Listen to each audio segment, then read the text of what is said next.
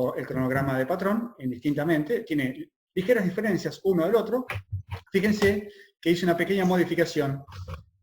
Entonces, esto fue lo que vimos la semana pasada, la clase número 1, y teníamos los temas que estábamos viendo. Entonces, ahora, ante la duda, cualquiera de estos temas para leer, por ejemplo, lo que había que leer para hoy, dice buque. Entonces presionás sobre buque y no tenés que estar buscándolo, directamente va a ese título. Además, recopilé exactamente todos los videos que hay que ver. El video de buque, nomenclatura de casco, nomenclatura de cubierta, amarras. Cada uno de estos que presionás, directamente va a YouTube. Se corta. Ya puse acá en la clase número 3, que es lo que hay que leer y lo que hay que, los videos que hay que ver para la semana próxima. Y hago un recorrido muy por encima, buscando justamente las cosas más relevantes, las cosas más importantes. En la parte de buque, la Prefectura Naval Argentina llama flotador destinado a desplazarse sobre el agua, pero dice que tiene que reunir las siguientes condiciones, que son flotabilidad, estabilidad, estanqueidad, gobierno y habitabilidad. Gobierno y habitabilidad no tiene gran desafío. Es interesante lo de flotabilidad, lo de estabilidad, fundamentalmente lo de estabilidad y lo de estanqueidad. Flotabilidad, ya vieron lo del principio de Arquímedes, que cuando hablamos de la embarcación no hablamos del peso, sino que hablamos de lo que desplaza, el agua que desplaza. Cuando Arquímedes se metió en la bañera, que rebalsó agua, eso es lo que desplazó hacia afuera, eso es desplazamiento. Se trata de peso específico, la diferencia que hay entre el volumen y el peso del cuerpo sumergido versus el volumen y el peso de una cantidad, un recipiente con la misma cantidad de agua. Entonces ahí es que el barco flota. Las balsas, las marinas que hay en el club, en el York argentino, esas marinas flotan porque si bien tienen 3 toneladas de material, cuando hay esas 3 toneladas de material, lo que se hizo es un objeto de mucho más volumen y entonces ahí flota. 3 toneladas de cemento, sin embargo, flotan, y eso es porque tiene un gran volumen, tiene mucho más volumen. Que Arquímedes también determinó que esa fuerza de empuje de abajo hacia arriba se daba en el centro de la parte sumergida, el centro de carena, ahí lo que está en rojo. Ahí es donde actúa la fuerza de empuje. Es la fuerza de gravedad. Y dice, ¿dónde está la fuerza de gravedad? En el centro de masa. ¿Y dónde está el centro de masa? No tengo la menor idea, porque no conozco este barco. Como no conozco esta embarcación, cómo está cargada, entonces tengo que pensar que es en el centro de la figura. En un velero, obviamente, con un quillote de plomo, está mucho más abajo el centro de gravedad. Pero quedémonos con esta imagen. La realidad es que cuando por el efecto del viento, del oleaje, la carga mal estivada o la tripulación, el barco sale de su condición de estabilidad, el centro de gravedad, el centro de masa no cambia. Si llega a cambiar es un problema, se llaman superficies móviles. Cuando te entra agua no solamente te estás hundiendo, sino que además el barco queda inestable. Si vos tenés todo el barco bien estivado, bien arranchado, entonces el centro de gravedad no va a cambiar, el centro de masa no va a cambiar y se mantiene en donde tiene que estar. Lo que sí cambia es el centro de empuje. El centro de empuje cambia porque se fue, la parte sumergida se fue para la derecha de la pantalla. Y al irse para la derecha, entonces ahora lo que actúa es lo que se conoce como par adrizante, un par de fuerzas que lo que hacen es tratar de adrizar el barco cuando cese el viento, el oleaje, cuando pongas bien la carga, cuando se ponga bien la tripulación. Vuelve a su condición normal. Esto se llama par adrizante. Ese segmento en negro es el par adrizante. Y cuando en un velero ponen la tripulación a adrizar, lo que están haciendo es haciendo más grande el par adrizante.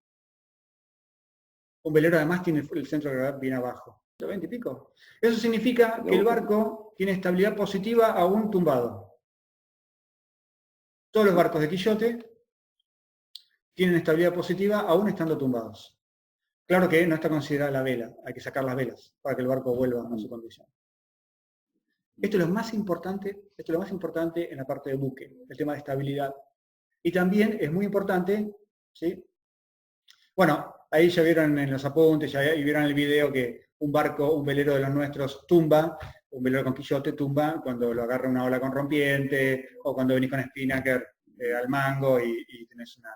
Y el otro tema a tener en cuenta es la estanqueidad, o reserva de flotabilidad.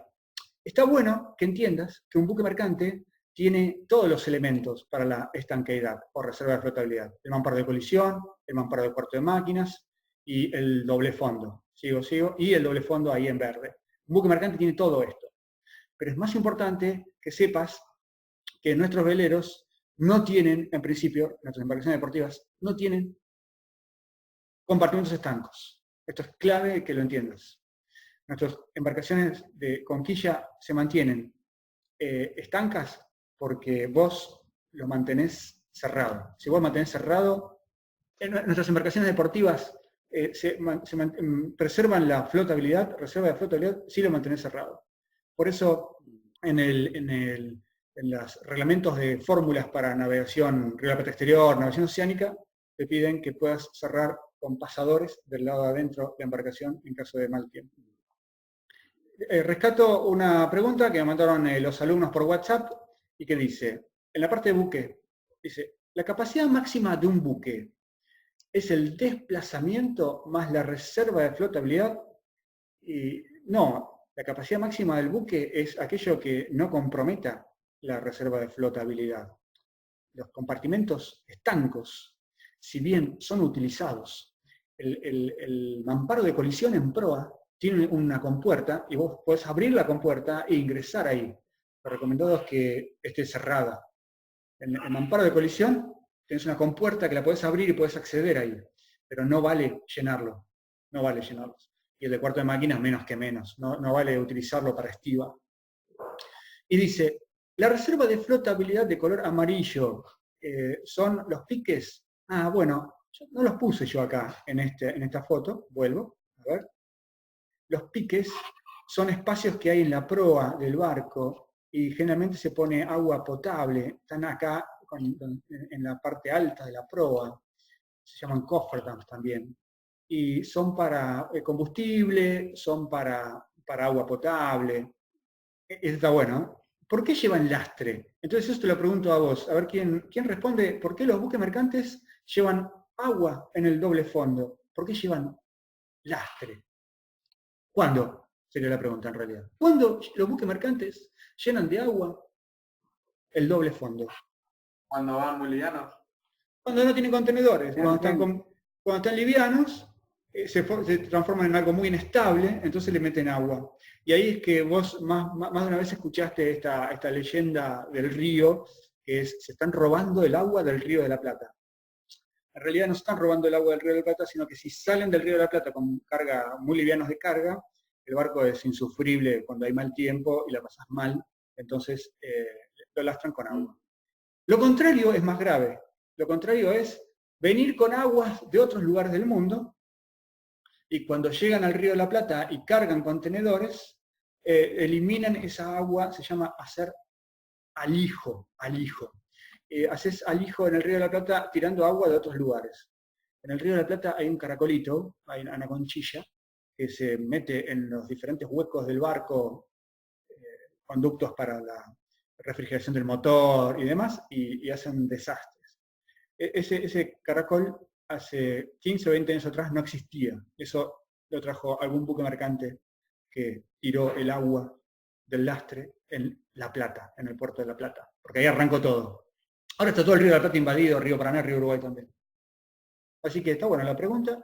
Y respecto a la parte de buque, lo que es gobierno, olvídate, ponerle la descripción que quieras para lo que es gobierno, timón, hélice, chorro, lo que quieras, ¿sí? Eso no es importante. Y habitabilidad, que el barco sea habitable, no como esta foto, ni como el ruso ese que estuvo en el ICA, ¿sí? Que vino una vez al ICA, que la superficie bélica era menor que la de un Optimus. Y tecnología marinera, construcción, no sé si aquellos más jóvenes, los que navegan en dinghies, sabían cómo se construye una embarcación de madera a la antigua y cómo se construye hoy día con la fibra de vidrio y la matricería, pero bueno, ahí tenés un recorrido por las partes del barco, cómo se construía antiguamente en madera. Y entonces, lo importante, porque eventualmente se construye alguna vez un barco de madera hoy día, pero lo importante de la construcción de barcos de madera, hemos heredado toda esta nomenclatura, la heredamos de los barcos de madera. Y si bien no están exactamente las cuadernas en el barco de fibra de vidrio, sí los refuerzos simulan muchas veces el formato de una cuaderna. Así que todo esto es importante que lo conozcas, más allá del examen, porque en el examen está un montón de estas preguntas. Como navegante es importante que conozcas todo, BAOS y demás. No puedo dar mucha vuelta acá hay que leerlo, estudiarlo, familiarizarse con la nomenclatura. Ahí tenés cómo se hace un modelo de barco. Estos modelos, en algunos casos, se construye un barco navegable en esta madera que estás viendo acá. Es totalmente para desperdiciar. Se hace un molde, se hace una matriz y a partir de esa matriz se fabrican barcos. Acá tengo fotos de lanchas, una lancha saliendo de una matriz de lanchas. 20, 30, 40, 50 lanchas se hace con esta matriz y la cuidan bien. Y si está muy bien construida, un poco más. Agiliza muchísimo la construcción. Matricería, ¿sí? Nomenclatura, bueno, a empezar a estudiar todo esto porque de repente los que aprendieron en Optimus y después hicieron 420. Hoy toda esa doble función. ¿Cómo? Que muchas otras cosas hoy se reemplazan todo lo que es la parte estructural por los mamparos que cubren la doble función. Claro, doble función. Sí, mamparo del visor. Toda esta nomenclatura hay que conocerla, en cubierta, ¿sí? Todo esto.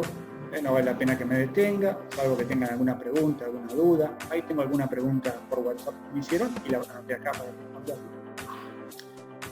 Todo esto. El hecho de que las bandas estén divididas en 3 partes, amura, banda y aleta. Acá está mal, acá abajo a la izquierda está mal. Esto es aleta de babor. Así que tenés amura, banda y aleta. ¿Sí? Por eso el rey, el registro especial de yates en el barco va puesto en las aletas. Toda esta nomenclatura hay que dedicarle tiempo y estudiarlo, saberlo. Por el examen y demás porque navegamos, entonces todo esto tengo que conocerlo, tengo que hablar con propiedad, hay que hablar con propiedad. El púlpito. Bien. No encuentro nada que sea demasiado... Mira qué barco, impresionante, este barco lo conozco. Está sin arreglar. Sí, antes que lo arreglaras. Bien, muy bien. Como te sigo, bien. Vamos a actualizar la foto. Y cáncamos, cornamusas. Estoy buscando las preguntas que me hicieron porque no encuentro gran cosa. Es que simplemente tenga que recorrer, familiarizarte con este lenguaje. Vamos, ¿dónde están las preguntas? Más. La Jarcia siempre está en el examen de la prefectura o del ICA, siempre está la pregunta de Jarcia móvil y Jarcia fija. Y dentro de la Jarcia hay muchos navegantes que no están familiarizados con el refuerzo que tiene el palo a mitad de altura hacia popa. Así que para todos los jóvenes, para todos los que navegan en dinghies y demás, les digo que eso que está en color amarillo es la burda. Y fíjate que la burda está teniendo conflicto con la botavara. Entonces, ¿cuál es el truco de aquellos barcos que tienen burdas? Que tienen 2 burdas. Una de una banda, otra de la otra banda. Entonces, cada vez que viras o cada vez que trasluchás, tenés que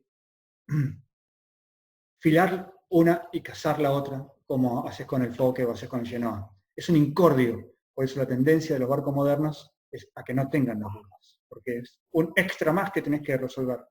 Algunas veces las burdas son para la performance y muchas veces las burdas son para la estabilidad, que no se caiga el palo. Y creo que esa es una de las preguntas que había. Ahí está. ¿Las burdas son cables? Bueno, las burdas pueden ser de cable de acero inoxidable, las burdas en barcos más modernos son de cabo de Kevlar, Tecnora, Spectra, algunos de esos cabos que estiran poco y nada. ¿Y cómo se filan? Bueno, van a tener stopper, como sí, los stopper para las brisas. Sí, perdón, ¿quién hablaba? No me parece. Ahí está, sí, volví. ¿Me había congelado? Sí. Ahí está. Y pregunta... Empezá de nuevo, Chino, con lo de las burdas que se entrecortó, por favor. Ah, bien. Desde que las burdas amarillas en esta imagen, Paco. No, cuando empezaste, cuando pusiste la pregunta y empezaste a hablar. Ah, bien. Entonces, las burdas En algunos barcos son de cable de acero inoxidable, pero los barcos más modernos son de Spectra, Tecnora, Spectron, algunos de esos cabos que no estiran nada. Y van a ir a un motón, y de ese motón se desvían a un molinete. En algunos barcos, un molinete exclusivo para la burda. En otros barcos tiene un stopper, como los stoppers del pianito para las brisas, que está ahí en la banda, y ese stopper es el que te permite cazar, filar rápidamente. Así es como funcionan. Y lo ideal para que se entienda bien es cuando estén en algún club el próximo fin de semana, pasen y vean cómo funcionan las burdas.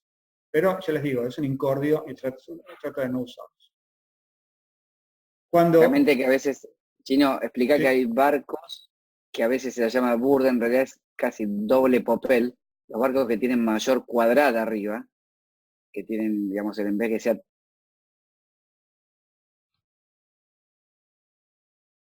Y también tienen que hacer, vos dijiste, un lado y lo viran fijo, porque si no, se engancha con la parte del tope de la vela. Y todos los barcos modernos, muchos barcos modernos tienen eso, cuando tiene mayor cuadrada arriba. En vez de tener un stay popel, tiene dos stay popel estilo burda. Sí. Exactamente. Perfecto. Muy bien. Cuando decís aparejo, pensás en un conjunto de cabos y de poleas. Pero en este caso, cuando decimos el aparejo de un barco, es el conjunto que forma el palo y las velas, y los dos principales son sloop y ketch. Puede ser ketch o puede ser shoal. Así que sloop o ketch. Y eso significa que es un palo, el barco tiene un palo o dos palos. Y puede ser fraccionado o a tope. Entonces te muestro, esto es un típico sloop. Y este que viene acá es un ketch o un shoal. Te muestro un shoal, ahí tenés un ketch, ahí tenés un shoal. Y bueno, son los diferentes aparejos que hay. Y el style de prueba puede llegar arriba de todo, que es el aparejo a tope, o puede ser fraccionado, llegar no tan alto. Así que no sé si tienen alguna pregunta para lo que es fondeo. Primero que nada, hay un montón de elementos que están en juego. Son todos estos elementos que tenés acá, que hay que tenerlos en cuenta y hay que tenerlos presentes. La estrella principal es el ancla, pero también hay que tener en cuenta el cabo y mucho más que el cabo, la cadena, porque el sistema del ancla necesita al menos el equivalente a una eslora en cadena. Tenés un barco de 10 metros, por lo menos tenés que tener 10 metros de cadena. Si tenés más cadena, mejor todavía. Porque la cadena te asegura, te garantiza la catenaria. La catenaria es la curvatura que estás viendo en este momento. Esa curvatura que estamos viendo acá es lo que posibilita que el ancla agarre más, que agarre bien. La catenaria la obtenés con dos cosas. La obtenés porque usás cadena y la obtenés porque tirás 3, 4 o 5 veces cadena y cabo de profundidad. Si tenés 5 metros de profundidad en el lugar donde vas a fondear, tirás 15, 20, 25 metros de cadena y cabo. Con eso lográs catenaria, que es lo que te garantiza que el ancla agarre. Diferentes tipos de arraigo, en eso estamos todo bien, es fácil, no hace falta que agregar mucha cosa. El ancla antiguo es el ancla de cepo, con la cadena revolucionó y se transformó el de almirantazgo, pero hay que ir recién para 1945, en que el señor Danforth inventó esta ancla, que es la mejor de todas, porque ocupa poco lugar y ahora ya no hace falta que sea pesada. Es súper liviana, incluso es de aluminio, el ancla Danforth. Pero atención, el ancla Danforth no es para todos los fondos. El fondo de piedra no le gusta mucho, así que si vas a los barcos que navegan por los diferentes mares del mundo utilizan el ancla arado o CQR. Podría ser también la Bruce. Así que esas son las anclas principales. Cuando usas arado o Bruce, perdiste, porque ya es pesado y no hay forma de guardarlo en un lugar. Entonces cuando un barco tiene este tipo de ancla, lo tiene guardado, lo tiene puesto en la proa del joven. Las anclas ligeras, medianas y pesadas se diferencian por el peso, ¿no? Está bueno. En el barco, un barco que hace navegación oceánica, que navega por diferentes mares del mundo, o un barco que está armado de forma marinera, tiene que tener 3 tipos de anclas diferentes. Tiene que tener una buena cantidad de cadena, 30, 40 metros de cadena, y tiene que tener 10 metros de cadena, y tiene que tener cabo, y tiene que poder jugar y combinar todas esas diferentes anclas con esos diferentes cabos y diferentes cadenas, a ver qué necesita. No hay duda que el ancla ligera es el ancla Danforth de aluminio. Que una ancla mediana podría ser un ancla Danforth de hierro. Pero definitivamente, ahí dice que está inestable, así que voy a esperar un poco a ver si me engancha de nuevo. Ahí me copiaron. Estaba en ancla mediana. Ahí está, perfecto. Bien, ancla mediana, que es el ancla downforce, podría ser de fierro. Y una ancla pesada es un ancla downforce. Más grande, o podría ser una CQR, mucho mejor. Sería una ancla pesada. Así que esos son los diferentes sistemas. Pero voy a las 4 cosas más importantes, tenerlo presente. Esto es lo más importante de todo lo que vimos, porque podrás fondear mejor, podrás fondear peor, podrás hacer buena o mala combinación con los elementos que tenés, pero es clave que tengas en cuenta que el fondeo es un elemento de seguridad.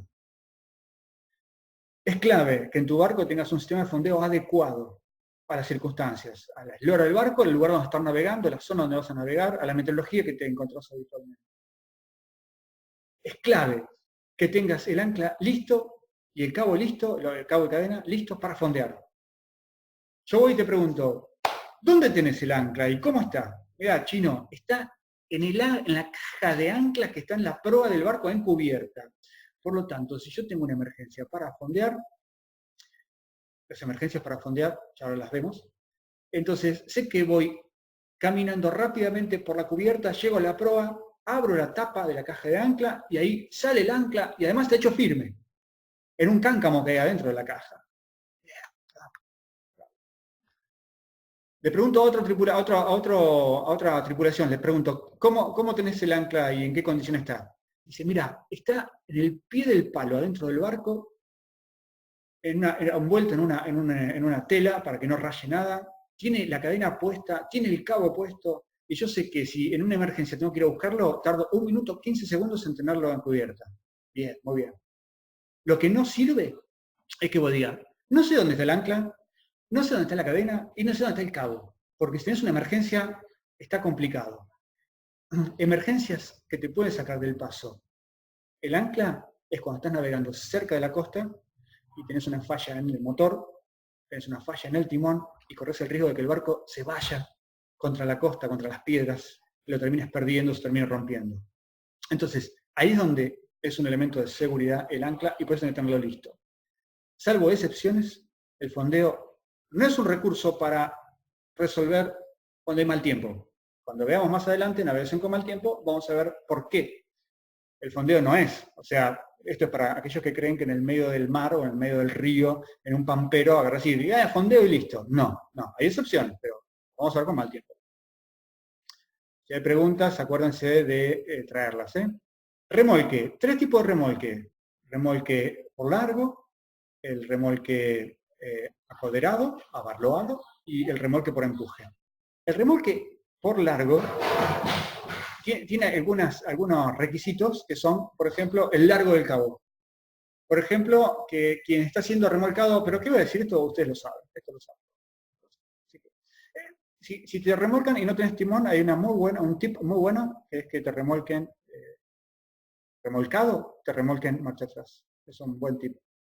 El remolque barloado tiene un problema. Si hay oleaje, te golpeas mal. Así que solamente está limitado a dentro del puerto, donde no hay ola.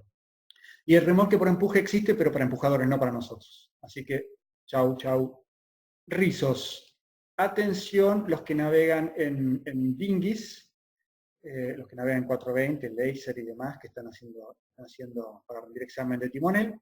Atención, vean los videos y acá no me acuerdo que haya nada interesante. ¿Sí? Véanlo para tener conocimiento de todo lo que existe, ¿cierto? El asimétrico, en fin, las partes de la vela, todo esto lo conocen, todo esto es muy fácil tenerlo, llevarlo adelante. ¿Sí? No creo que, que sepan que existen mayores de enrollar, qué divertido. El tormentín, la mayor de capa, tienen que tener presente que existe. Pero para los que van a rendir timonel, tienen que tener bien presente cómo es la faja de rizo, porque nosotros vamos a hacer una navegación en este barco, en el barco escuela, y van a ver cómo se toma rizos. Lo más importante a la hora de tema velas, porque todo lo demás lo vas a aprender y demás, lo más importante para aquellos que van a rendir timonel es el tema de tomar rizos. Que tengan bien presente que tenemos el amante de rizo, que tenemos la faja de rizo en la vela, que tenemos la gancera tenemos los cuernos, que permiten hacer firme rápidamente el nuevo puño de Amura, y tenés los videos de cómo se pasa el amante y tenés los videos de cómo se toma la mano de rizo. Cuando hagamos la navegación antes del examen con este barco escuela, directamente va a ser todo mucho más fácil para el instructor que los acompañe, porque ustedes ya van a saber, ya lo van a tener en la cabeza de cómo es la maniobra. Ahí está, todo eso. No sé si sepas que existe amarra al Borneo, como puede ser en Punta del Este afuera, ¿sí? Lo más alejado de las marinas, cómo está formada esta amarra al Borneo. El puerto de Montevideo, ahí un buceo tiene el Borneo. Pros y contras. Amarra a Barloado. Atención, creo que esto es lo más importante para rescatar en el tema de amarras, los nombres de cada una de las amarras cuando estás abarloado a un muelle o acoderado a un muelle. Para los que navegan en dinghies, el cabo de amarre que tiene un bote siempre se llama boza. Y el que tiene algunas veces en la popa se llama codera. Por eso, cuando estás acoderado, es que estás pegado al muelle como esta imagen. Y el nombre de las amarras son, perdón, arranco de nuevo, largo de popa, través de popa, largo de proa, través de proa, spring de popa y spring de proa. Esas son las diferentes amarras. Existe la mediterránea, como puede ser en Colonia, en los muelles de Colonia, como puede ser en el Juan Lacase, una marina común, como la conoces muy bien, como la de Lica, ahora nuevas, y marina con peine como un Puerto Madero que te permite acceder de costado. Y como los barcos escuela que están amarrados con las amarras proa y popa. Pero no tengo más, no tengo más. Así que tengo amarras. Para rendir timonel, los que van a rendir timonel, el tema de los principios de navegación, ustedes saben navegar, entonces lo que yo rescataría para los que van a rendir timonel es el tema de perfil alar, que puedan interpretar, que entiendan, que puedan dar una explicación breve de lo que es el perfil alar y la navegación por perfil alar. Esto surge a partir de 1800 con la carrera de las especies, la verdadera competencia para entregar antes especias en Inglaterra, y entonces aparecen los barcos, los primeros veleros que navegan en diferentes rumbos. Y eso se trata de navegación por perfil alar. Este concepto tienen que tenerlo. Como navegantes a vela, tienen que tener el concepto de perfil alar. Bien, bien. Y ahí en el manual parcialmente está explicado, y en el video está bastante bien explicado. Si hay dudas, acuérdense, me mandan WhatsApp y lo charlamos personalmente ahí o por teléfono. Todo esto lo saben, todo esto lo saben. Es raro que en el examen de patrón te tomen nudos, pero sí va a haber algunas preguntas multiple choice en que tengan algo de los nudos, y esas preguntas tienen que ver con el material de construcción, poliamida, poliéster, aramida y polipropileno, que es el nombre original del material, gracias a DuPont, que fue el precursor de todo esto y bautizó nylon, Dacron, Kevlar. Pero bueno, esos son los materiales de construcción. ¿Cuáles son las virtudes de cada uno de estos? Tenés que saberlos para la arquitectura y para tu vida náutica. Las partes del cabo, el chicote, el seno y el firme, y estos nudos. Así que yo proponía, y hice el ejercicio, todo este material que estuvimos viendo, leer y ver los videos te llevaba 2 horas a 2 horas y media, pero claro, tenés que agregarle a ese tiempo que estos nudos tienen que salir todos, sobre todo para los que rinden timonel, que en el examen se te toman algunos de estos nudos o todos estos nudos. Simple, 8, haz de guía por lazo, valle trinque por seno, el llano, el vuelta de escota, el margarita, el pescador y el haz de guía por seno. Todos estos nudos los tenés que saber hacer. El aduje por largo es igual al aduje por igual, pero el cabo es tan grande en un buque mercante, la prefectura quiere que hagas así, que lo vas tirando sobre la cubierta. En vez de adujarlo en la mano, es en la cubierta. Al holandesa, que es tan simpático, palcasear, que es rematar Bueno, los que navegan en barcos chicos saben palcasear bastante bien, me imagino, al menos quemando la punta de cabo. Y el rojo con la cornamusa es 0, 8, vuelta mordida. Y ahí está terminado. Tengo una pregunta, a ver qué era. Cabos. ¿Qué dice? Si el nylon no es resistente a la fricción, pregunto a los asistentes, ¿cuál es la virtud del nylon para lo cual se utiliza en las amarras? Yo no puedo hablar, ¿no? No, No vale, gracias. no vale, no hablo, bueno, que hable otro. Que hable otro, gracias Julián, gracias por participar. Vamos, Fran, Juan, Connie, Tere, leyeron en la carpeta, ahí está, Tere va a aparecer. Diga, No Tere. escuché bien la pregunta. Sí, Bien. se entrecortó. Ah, bueno. Entonces, Se cortó un poco por eso. la pregunta es, acá dice, si el nylon no es resistente a la fricción, ¿por qué se lo usa en amarras? Entonces, ¿cuál es la virtud del nylon por la cual se utiliza en amarras? Porque es elástico. Exactamente, ese es el punto fuerte del nylon, tiene elasticidad. Y los que corren en barcos como este fin de semana a Colonia, quieren llevar la menor cantidad de cabos posibles y a veces amarran con los cabos de Dacron, que no estiran casi nada. Y la vida a bordo es bastante miserable, porque si hay oleaje, el barco está todo el tiempo a los golpes. Entonces, la elasticidad hace que el nylon sea utilizado en remolque, en fondeo y en amarra.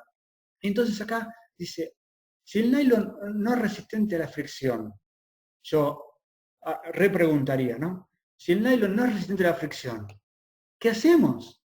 Bueno, el nylon no es resistente a la fricción ni a los rayos ultravioleta. Entonces, las soluciones son dos. Uno, se sobredimensiona, se hace de mayor mena que el que necesita, y además, en donde fricciona, se lo protege. Fíjate, en los barcos, en general, en las amarras tienen dos elementos. O tienen un pedazo de manguera cubriéndolo, o tienen cuero.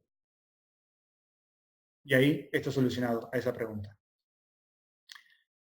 El ballestrinque porceno. No lo usé nunca, dice. ¿Para qué sirve? ¿Ubican cuál es el ballestrinque porceno? ¿Estuvieron practicando? Tere, Connie, Juan, Fran. ¿Quién más anda por ahí? Bueno, por ejemplo, serviría para atar el timón de caña. Vos haces en una banda un haz de guía, por ejemplo. En la otra banda haces un haz de guía con el cabo que sobre. Y en el medio haces un ballestrinque porceno. Entonces agarra directamente, en mitad del cabo, agarra la caña del timón. Es un recurso más que tenés. Dice, vuelta de escota. Tiene un orden. Nuevo, vuelta de escota. La gasa del cabo que se hace sobre sí mismo es el de mayor o menor mena. Tiene un orden, es el de menor mena. El de menor mena es el que tiene que hacer el recorrido ese extraño. Así que, fíjense. En el video dice que el rojo es de menor mena. ¿Podría ser el azul? Ah, no me acuerdo. Hay que mirar el video. Capaz que me confundí. El nudo de la cornamusa, 0,8, vuelta mordida. ¿El tamaño de la cornamusa debe ir con un cabo con mena específica? Sí. La cornamusa está diseñada para determinado cabo. Ese barco va a utilizar siempre un rango de cabos. Y el cabo de nylon es el mejor amigo de la cornamusa. Si vos pones en la cornamusa otro tipo de cabos, como el Dacron o el Kevlar o algún cabo más sofisticado, no le gusta tanto. A la cornamusa le va bien, el que mejor le va a la cornamusa es el cabo de... ¿Cómo te tomarían nudos? O sea, para el examen siempre hay. En el examen de timonel, una vez que aprobás el escrito, salís a navegar. Y cuando estás navegando, te toman nudos. ¿Me copiaron? La primera parte no. En el examen de timonel, cuando aprobás el escrito, a continuación vas a navegar. Y mientras estás navegando, uno timonea y otro hace nudos. Sí, ¿y en el de patrón? Y en el de patrón puede ser que en el aula misma se te haya un cabo y te pregunten un par de nudos. O sea, es teórico porque te van a preguntar algún nudo para qué sirve, por ejemplo. Y es práctico porque por ahí te toman algún nudo ahí in situ. Por eso, pero en general el de patrón es más teórico que Es más teórico, no va a ser agua en el de patrón. Vayan poniéndole ritmo, porque por ahora los objetivos son de 2 a 2 horas y media. El mismo objetivo para la semana que viene también es aproximadamente esa carga de horas a la semana. Y sin demasiado compromiso porque es material que ya conocen. Pero cuando lleguemos a metrología, cuando vayamos a cartas náuticas, ahí el compromiso es un poco más fuerte. ¿Con qué seguimos? ¿Con la unidad 2? No, fíjate, la propuesta es que vayas a cronograma del... ¿Estoy compartiendo pantalla? Sí, se ve. Sí. En cronograma del curso online, y en el cronograma vas a ver 1, la semana pasada, 2, hoy, 3, la semana próxima. ¿Qué tenés? Esto para leer y estos Se videos. cortó, me pareció. Sí. ¿Pero ves la pantalla? Ahí está, ahí te escucho. Está. Entonces tenés todo este material para leer la semana próxima y todos estos videos relacionados con lo de la semana próxima.